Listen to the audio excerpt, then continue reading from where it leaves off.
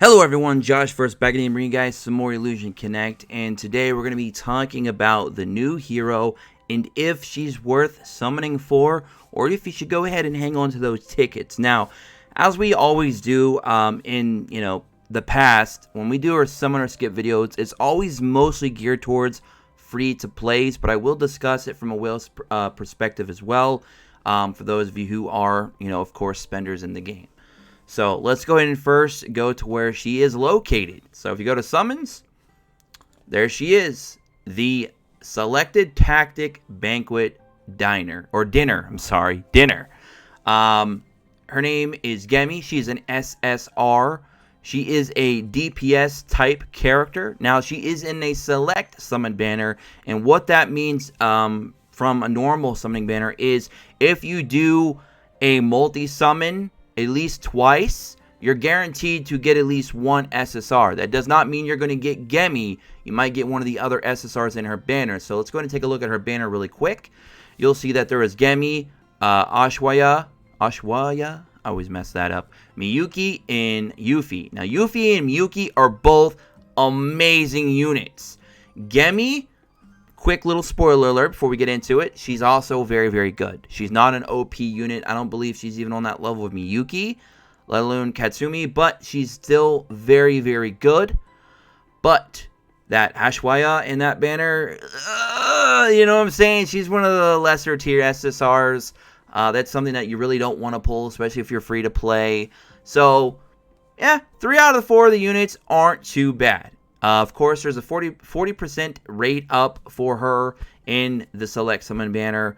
And they tell you how the banners work for selective summons. The banner rates are also for SSR 3% compared to, I believe, the normal 2% in a normal banner. So that's some of the other changes that you'll have in the Select Summon banners. The Select Summon tickets are also a little bit more expensive to get if you're going the diamond route. Instead of it costing 200 diamonds per summon, it's actually 400. So it's a little bit more expensive as well. Now, you do get these from your daily, from doing your daily missions. You also can buy them from packs or just save them out throughout the week. So you can get these free to play and save them up and wait a few weeks and go in hard on a banner that might be best for you. So with all that nonsense out of the way, if you want to pull her from a whale's perspective and guaranteed to get at least one copy, it's going to cost you 70 tickets maximum to get at least one copy in a Select Summon banner. Now, you could get her in your first multi, your second multi, etc., etc., but if you just are not blessed by RNGesus, worst case scenario, 70 tickets will be required to get her guaranteed at least one copy. That's from the whale's perspective. Now, from a free-to-play perspective, you're not going to have 70 tickets. You're going to have to be very, very sparingly using these tickets. And you're not going to get them all the time. So you're going to be very, very selective of which banners you want to go into. Unfortunately, I do not believe that the Gemmy banner is something that a free-to-play should be going into. We're going to go over her skills, some of her usefulness, some of her possible negatives, her pros and cons, and then we'll end the video, and then you guys can, of course, decide for yourselves if you want to go into the banner or not. But from my personal experience, from already playing this game since day one, and playing with some of the units and seeing kind of what's working in story and not, because PvP really isn't a meta that you really need to dictate the game by for this particular game. I feel like PvE is definitely the dominant force, so you really want to build units based around that, especially if you're coming from the free-to-play side. And unfortunately, I just don't think Gemmy's unit that you really want to go for. Is she bad? Absolutely not. She's very, very good, but she's just not on that higher echelon. She's not at that higher peak. She's not at that pillar. She's not at the top of the mountain like some of these other powerhouses are that are already available in the game, and some of which are still yet to come, especially that Katsumi. When that select banner comes, that's when free-to-players are going to want to jump on that. But let's go ahead and talk about her skills, all right? So, Gemmy, as we already mentioned, she is a DPS type character. She is a 17 energy cost. That is going to be the first con we're going to talk about. Her energy cost is pretty high. 17 is a lot. That means you're going to be very restricted on trying to run her on your turn 1, because if you run her on your turn 1, you're gonna have to wait a little while for your energy to build up, and then when you pop it, it's gonna take all of your energy, leaving you nothing probably left to build up to bring in a second character for either a combo play or to kind of get a passive to go off. So you're gonna have a little bit of problems running her on your turn 1. Even if you run some of the leaders that give you that energy deduction or increase on your starting characters in your hand, it could still be a little bit problematic to run a unit that high if you're trying to use her at the early portions of the game. So she might be more of a middle to end of the fight character they're going to bring out. Now with that said, let's go ahead and talk about her skills. So her combat passive, Hunting Time. When Gemmy dies, she revives and receives 100% attack and defense. So she gets all of her defense and her attack back, but she only gets 1% HP and 1,000 rage. Basically, she's going to be triggering her unique almost right after she's resurrected. Now, I'm still trying to figure out exactly how speed works. I'm not sure if she resurrects and if her speed's not fast enough, if she's going to be able to use her skills immediately, or if she might have to wait and then possibly get hit and die anyways and not be able to do anything. So I'm not too sure exactly how speed dictates that aspect of when she revives, but being able to have her full attack power and defense is great. Now, a lot of you are probably thinking, but what's the point of her having 100% defense if she's only got 1% HP anyway? She's going to die to anything.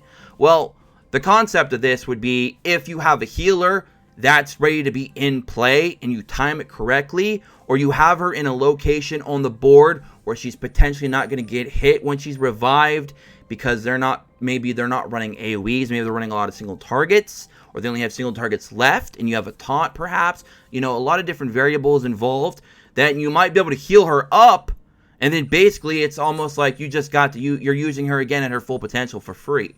So that kind of helps a little bit with her 17 cost, but that's also extremely situational. So that's going to be a very situational thing to try and recover her HP. More times than not, she's probably just going to be revived, possibly do a move or two, and then die.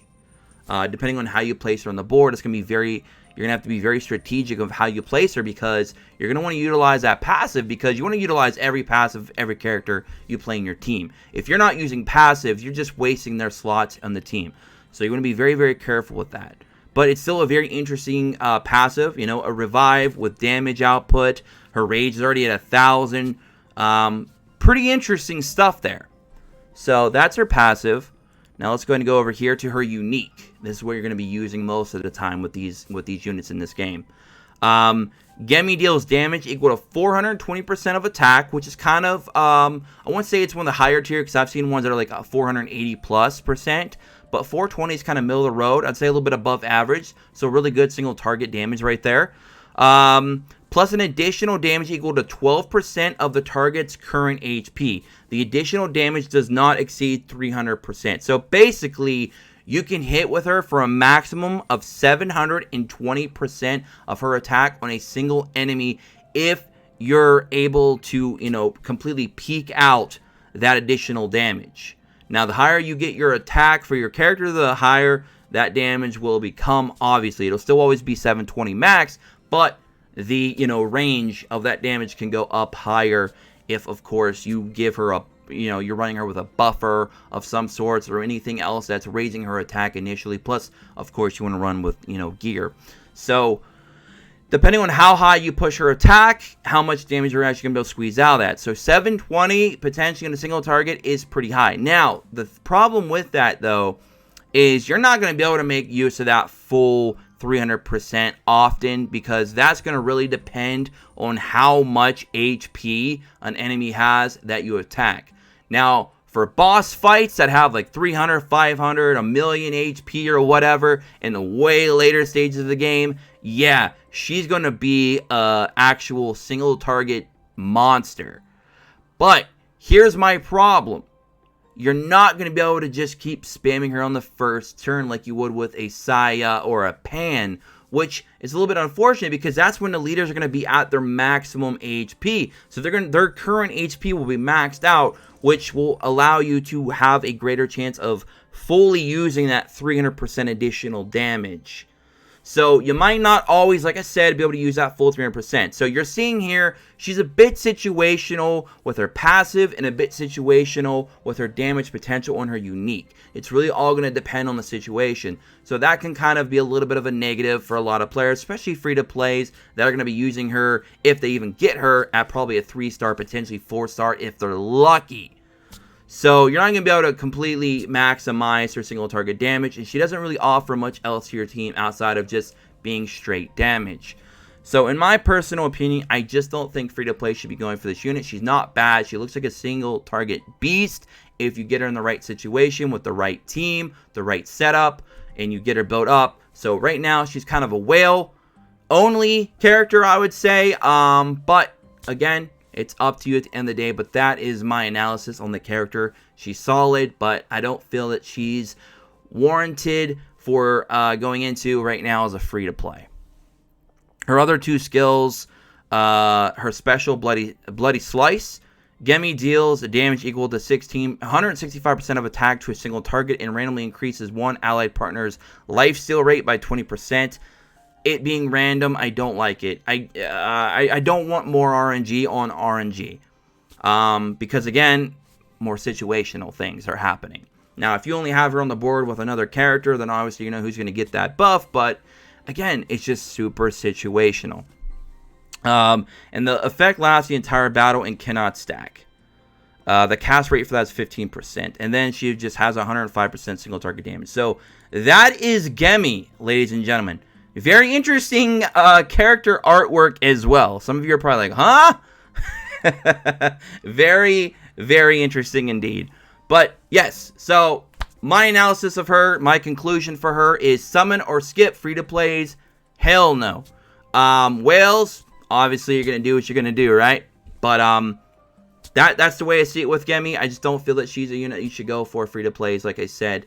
And that's going to be it. So, hope you guys all enjoyed. If you have any further questions, be sure to join the Discord in the description below or ask me in the comment section below. I'll try to help you as best I can. And that's going to be it for me. Stay tuned for some more Illusion Connect videos in the coming days. Hope you guys are all enjoying the game as much as I am. Until next time, have an awesome day as always.